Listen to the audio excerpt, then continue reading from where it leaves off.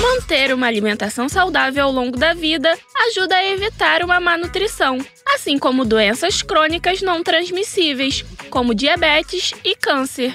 A alimentação saudável é ainda mais importante para pacientes oncológicos em cuidados paliativos. Ela pode atenuar os efeitos colaterais causados pelo tratamento e oferecer maior qualidade de vida. Meu nome é Lisandra de Oliveira e você ouve mais um episódio do Ciência em Prática. Hoje recebemos a pergunta da ouvinte Rogéria Cardial. Rogéria, qual a sua dúvida? Olá, meu nome é Rogéria Cardial, sou de Padre Miguel. A minha mãe está com câncer no intestino, ele é maligno, e eu estava cuidando dela, fazendo suco de beterraba, cenoura, maçã. Aí outra hora eu fazia um suco verde e a minha irmã, que é uma enfermeira, suspendeu todos esses sucos alegando que isso estava alimentando o câncer. Isso é verdade? Rogéria, para responder a sua pergunta, nós convidamos a professora do Instituto de Nutrição da UERJ, Renata Brum Martucci. Renata também é pró-cientista com o projeto Qualidade de Vida de Pacientes com Câncer em Cuidados Paliativos, associação com o estado nutricional, força muscular e sobrevida. Professora, existe a possibilidade de algum alimento influenciar o desenvolvimento do câncer? Bom, primeiramente, o câncer ele é uma doença multifatorial e a partir do momento que ele está presente, ele vai se desenvolver de forma desordenada e a alimentação ela vai ter muito mais um impacto na manutenção da estrutura corporal, da massa muscular, e não tem essa possibilidade, essa capacidade de alguma substância alimentar ou alguma substância contida nos alimentos alimentar o câncer. Então, não existe nenhuma evidência científica de que a utilização de sucos com frutas, contendo alimentos inteiros, alimentos integrais, alimente ou prejudique o câncer. Nossa, é preocupante imaginar que algumas informações falsas, associando o crescimento do tumor a alimentos como açúcar, carne vermelha ou ovos, circulam por aí. Inclusive, pensando em desmentir esses boatos, o INCA lançou em 2019 o guia Dietas Restritivas e Alimentos Milagrosos durante o tratamento do câncer. Fique fora dessa, desfazendo esses mitos. Quer saber mais? É só acessar www.inca.gov.br/publicações/cartilhas. Publicações sem o acento e sem o cedilha. Outro ponto importante é que durante o tratamento da doença, alguns pacientes podem ter a sua alimentação afetada por conta dos efeitos colaterais. Tem pessoas que acabam ficando enjoadas após realizar a quimioterapia ou radioterapia, por exemplo. E dependendo do local do tumor, outros sistemas do corpo podem ser atingidos. Existem mudanças que podem ser feitas na alimentação para diminuir esses impactos, sem que seja uma dieta radical e restritiva? A alimentação de um paciente com câncer ele tem que ser a mais próxima do normal, variada e saudável, respeitando os sintomas que o paciente tem. Então, por exemplo, no câncer de intestino, se o paciente tiver diarreia, se ele tiver sangramento, a gente pode ter que restringir as frutas, mas por causa das fibras, que podem piorar a diarreia, e não porque isso vai aumentar o câncer.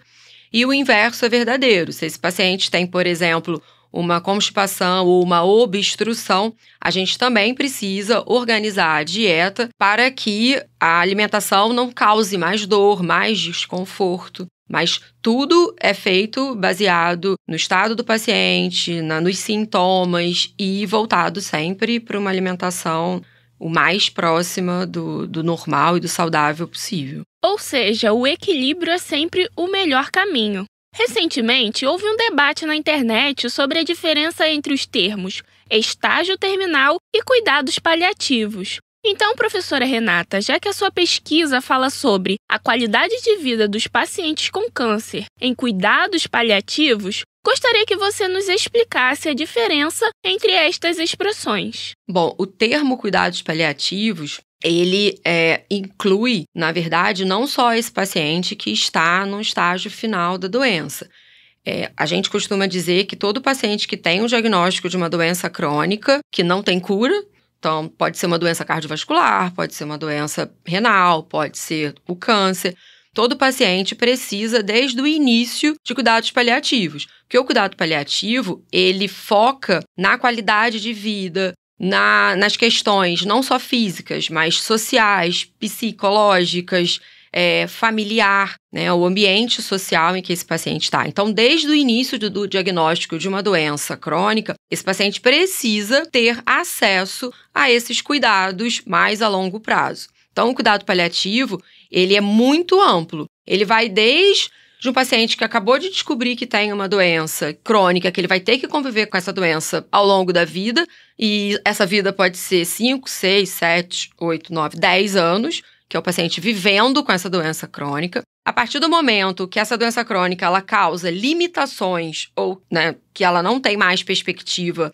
né, de regressão ou de melhora, esse paciente, então, ele vai sair da etapa do tratamento exclusivo e ele vai ter mais cuidados paliativos. Então, a gente vai aumentando as medidas de conforto e diminuindo as medidas mais relacionadas a tratamento. Aí, no caso do câncer, eu estou falando de químio, radioterapia. Então, conforme essa doença vai evoluindo, a quantidade de tratamento vai diminuindo e as medidas de conforto vão aumentando. Não se usa mais esse termo terminal. Então, a gente tem os pacientes que estão com perspectiva de vida, por exemplo, menor do que 90 dias. Então, esses pacientes, eles precisam de mais cuidados paliativos, né, de um conforto maior. Então, são pacientes que têm aí uma expectativa de vida curta.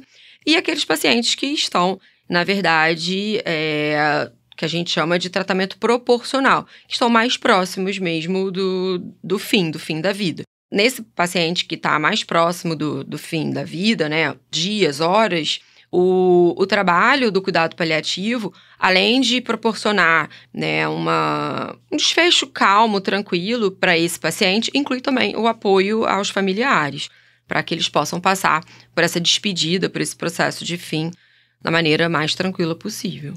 Então o termo paliativo não quer dizer que a pessoa que está doente vai ter pouco tempo de vida, mas sim que ela pode viver décadas com a doença. Perfeito, sua colocação está perfeita. Uma vez que essa doença ela chega num nível avançado, aonde não existe mais perspectiva de cura, isso é, não existe nenhum tratamento que vai regredir ou acabar com esse câncer. A localização é uma localização onde não pode fazer cirurgia, ou ele está num tamanho muito grande que não pode fazer cirurgia. Então, existem várias propostas terapêuticas para esse momento. Então, o paciente pode continuar fazendo algum tratamento paliativo, que é para controlar esse câncer, para que ele não cresça mais, né, para que ele permaneça do jeito que ele está e que não interfira, né, nas outras questões orgânicas do paciente. Os pacientes oncológicos em cuidados paliativos precisam, de certa maneira, de todo tipo de conforto para passar pelos tratamentos indicados. E esse alívio pode chegar também por meio da comida, já que é capaz de proporcionar sensação de bem-estar. Professora, eu li em um artigo que o termo clínico dieta de conforto é usado para definir uma alimentação adaptada para promover alívio emocional para essas pessoas. Mas em que momento essa dieta é recomendada? Muito boa pergunta, Lisandra. Então, quando a gente está falando de alimentação, né, o termo dieta, embora a gente use, às vezes, ele fica ligado, né, a uma questão de restrição, né? Dieta é tudo que a gente come, né? Então, quando a pessoa ela chega, né, num momento da doença em que a doença ela está afetando todos os processos, né, orgânicos, digestivos, muitas vezes os outros sistemas, né, cardiovasculares. Então, esse indivíduo começa a ter alterações de frequência cardíaca, de nível de consciência. Nesse momento, a gente não tem mais a obrigação, né, a alimentação ela não está ali para cumprir calorias, para atingir metas calóricas, metas de proteína. Né? A gente, nesse momento, a nossa preocupação ela é o conforto do paciente. Então, por exemplo, um paciente que está com muito enjoo, com vômito, dependendo do tipo de alimentação, a alimentação vai trazer mais desconforto para esse paciente, porque se ele se alimentar de uma comida mais pesada, vai aumentar a náusea, vai aumentar os vômitos. Mas esse paciente pode tolerar um picolé de limão, por exemplo. Então, a nossa preocupação quando a gente está oferecendo um picolé de limão para um paciente que está nauseado, que está vomitando, não é atingir caloria, proteína, é que o paciente tenha o prazer de consumir um alimento que tem um gosto familiar, que relembra alguma situação, que vai dar conforto naquele momento de náusea, que não vai aumentar o enjoo dele. Então, a dieta de conforto, geralmente ela é utilizada nesse final de vida, para esse paciente que tem uma expectativa de vida mais curta, né, menor aí do que 72 horas. E o objetivo não é suprir necessidades calóricas proteicas, e sim adequar as vontades, os desejos daquele paciente naquele final de vida, respeitando os seus sintomas, respeitando os seus desejos.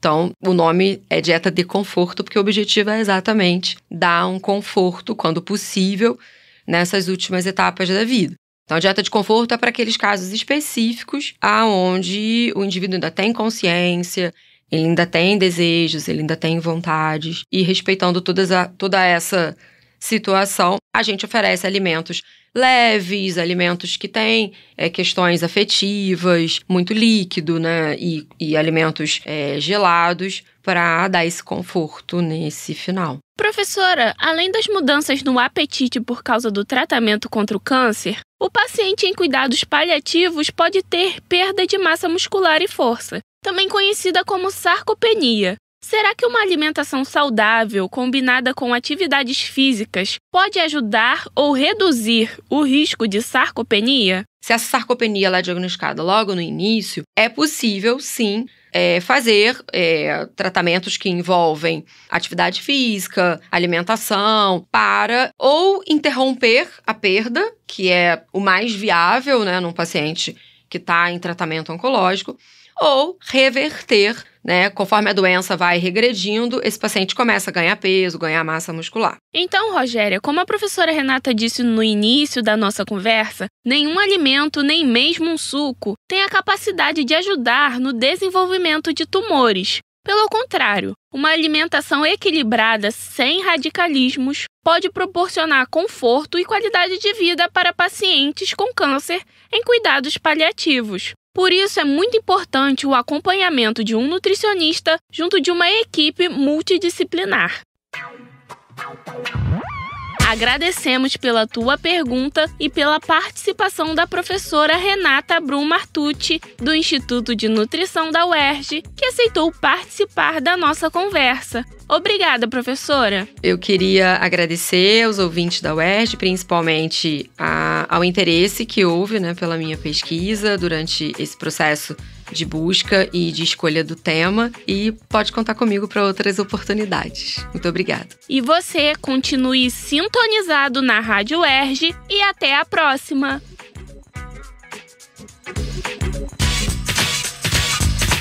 Ciência em Prática. Produção Rádio UERJ. Apoio: Coordenação de Aperfeiçoamento de Pessoal de Nível Superior, CAPES, e Divulgação Científica da Pró-Reitoria de Pós-Graduação e Pesquisa. Realização: Centro de Tecnologia Educacional da UERJ.